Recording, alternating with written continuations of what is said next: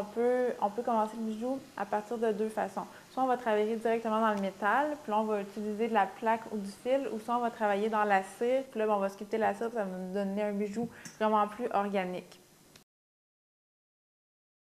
Bon, alors quand on débute un bijou dans le fond, les premières étapes, bien, la base de l'argent, comment je la reçois, admettons, ça va être en grains comme ça. C'est comme des pépites d'argent en fait.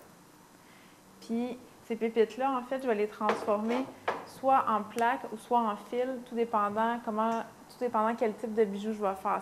Premièrement, je vais faire fondre mes pépites dans une lingotière, qui est une lingotière, ça ressemble à ça ici. Puis là, on va obtenir un lingot, en fait, d'argent, comme un gros lingot d'or, sauf que là, il est un petit peu plus petit. L'emporte-pièce va transpercer ma plaque, puis là, moi, je vais obtenir un rond. Fait que toutes ces machines-là, c'est des machines qu'il faut utiliser avec beaucoup de soin et utiliser vraiment correctement parce que c'est vraiment facile de les abîmer. Les moutrolles, en fait, c'est des outils qui servent à former mon métal de façon concave si j'ai besoin d'avoir une coupole. Comme par exemple, si je veux former cette plaque-là, en fait, là, j'ai commencé à la former, mais au départ, elle a été sciée à partir d'une plaque comme ça. Bien, si j'ai besoin d'avoir une plaque vraiment concave, bien, je vais prendre un dé à emboutir comme ça, où j'ai des espèces de demi-ronds qui ont été sculptés dans mon bloc. Puis là, je vais aller prendre une outrole comme ça ici. Je vais aller taper comme ça. Souvent, ce qu'on fait en joaillerie, c'est qu'on va mettre une plaque, mais on va prendre une plaque d'argent, on va mettre un espèce de tissu par-dessus, puis ça va faire des espèces de traitements de surface qu'on appelle des impressions laminoires. Là, ici, je suis en train de scier des anneaux pour après les refermer comme je fais ici avec les pinces.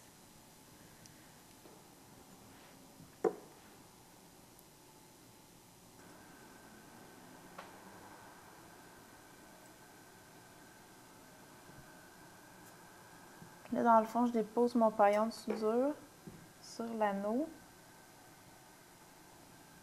pour aller souder le joint. Il faut bien que je chauffe l'anneau vers le bas parce que la soudure, elle va aller où est-ce que c'est chaud.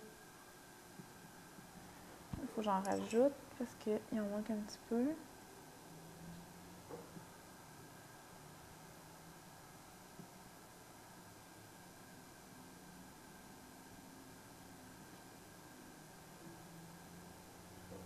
Alors maintenant, quand je travaille avec la cire, bien, en fait, la base de ma cire, c'est un bloc comme ça ici. Moi, c'est avec ça que je travaille la plupart du temps. Puis ce que je fais, c'est que je vais me scier un cube.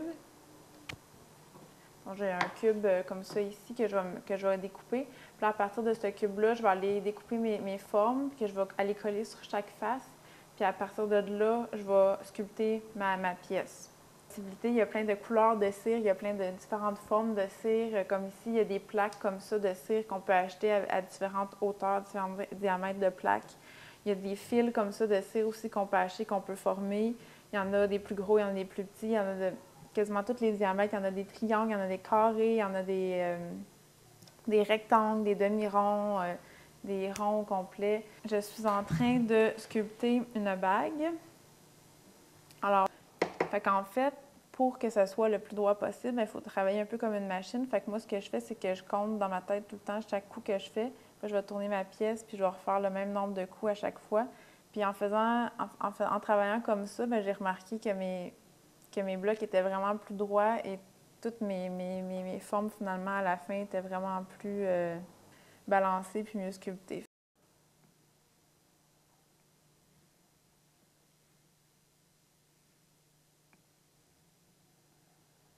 Fait que pour faire mon moule, je vais prendre ma cire de métal, je vais prendre ma cire en fait, puis je vais la déposer comme ça sur une tige de cire. Et ici, en fait, c'est pas une pièce, c'est plusieurs petites pièces que j'ai mis une à côté de l'autre pour après, avec ma coulée, je vais pouvoir les couper, puis j'ai besoin d'avoir une grosse bague de cire, j'ai une grosse sculpture qui prend tous les cylindres. Je vais juste mettre ma pièce au centre, je vais la déposer sur la tige de cire. Puis là, il ne faut pas que la pièce touche aux parois parce que je vais aller mettre mon cylindre par-dessus comme ça. Là, quand tout ça est bien placé, là, je vais faire ma solution de plâtre. Je vais couler le plâtre à l'intérieur du cylindre jusqu'au rebord. Après ça, je vais laisser le plâtre sécher toute une nuit. Quand le plâtre est sèche, je vais enlever la semelle comme ça. Alors là, je vais me retrouver avec mon cylindre, mon plâtre, puis ma cire qui est à l'intérieur. Fait que là, quand le plâtre est bien prêt, que j'ai enlevé la semelle et tout ça, là, je vais mettre mon cylindre dans le four. Puis, c'est des fours très chauds qui font fondre la cire. Alors, la cire sort toute de la pièce. Alors là, je me retrouve avec mon plâtre et puis, ma pièce en négatif. C'est là que je vais utiliser une machine qui s'appelle une centrifugeuse. Là, je vais prendre mon chalumeau avec une grosse flamme, je vais bien chauffer le tout, disons à peu près une vingtaine de minutes. Puis là, quand tout est vraiment chaud, bien là, je vais aller chauffer mon argent, je vais le rendre totalement liquide comme de l'eau. Et puis là, quand tout est prêt, je vais peser sur la petite tige, puis là, l'hélice va tourner vraiment vite. Puis l'argent va être projeté en moins d'une seconde à l'intérieur du cylindre. Là, après ça, je vais prendre mon cylindre de plâtre qui est vraiment chaud, je vais le mettre dans l'eau, tout le plâtre va se désagréger, puis là, je vais obtenir ma pièce d'argent. Quand je vais sculpter avec la cire mauve, en fait, cette sculpture-là va être soit une pièce unique ou une pièce maîtresse qu'on appelle qui après ça va me servir à faire d'autres types de moules. Pas des moules de plâtre, mais des moules de caoutchouc qu'on appelle pour en fait faire plusieurs reproductions.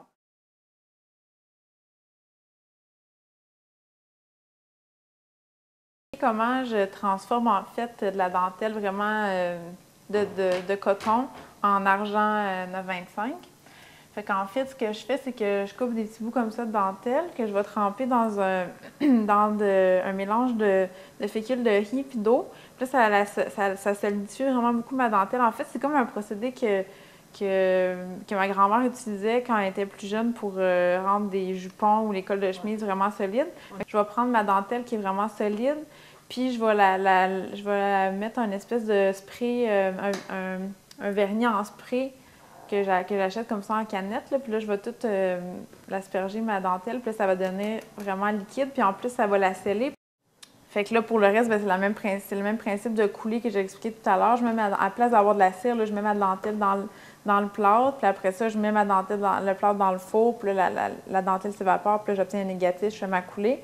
Puis là, bien, j'obtiens comme ça de la dentelle en argent. Ça prend beaucoup de recherche, de tests, d'expérimentation pour trouver comment on va obtenir le résultat voulu, en fait. Ça, c'est vraiment moi qui ai développé ça moi-même. J'aime beaucoup l'effet de la dentelle, en fait, à la base, puis je voulais trouver une façon, en fait, de la transformer en métal. J'ai les matériaux, en fait, que j'intègre, comme le bois que je vais sculpter, la dentelle que je vais transformer en métal, le textile que je vais intégrer dans mes pièces. C'est toutes des techniques que j'ai développées par moi-même dans mon atelier.